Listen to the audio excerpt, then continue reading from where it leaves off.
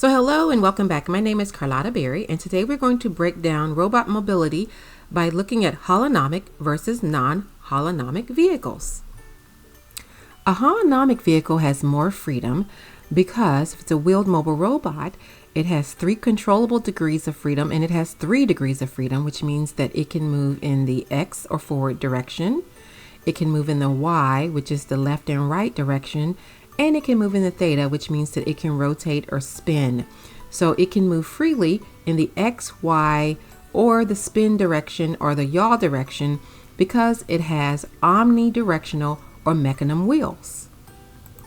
A non-holonomic vehicle also has 3 degrees of freedom because it can move in the X, Y, or in the theta, forward and backwards, left and right, or spin. However, it does not have 3 controllable degrees of freedom, which makes it non-holonomic.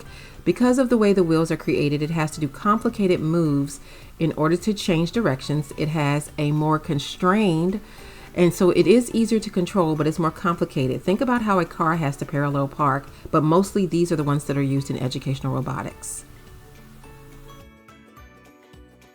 So you're typically going to select which kind of motion you need based upon the needs for your project. But remember, a holonomical vehicle is more flexible in motion, but more complex to control, whereas a non-holonomic vehicle is more efficient and simpler to control, but will have complicated movements when it needs to move in the Y direction.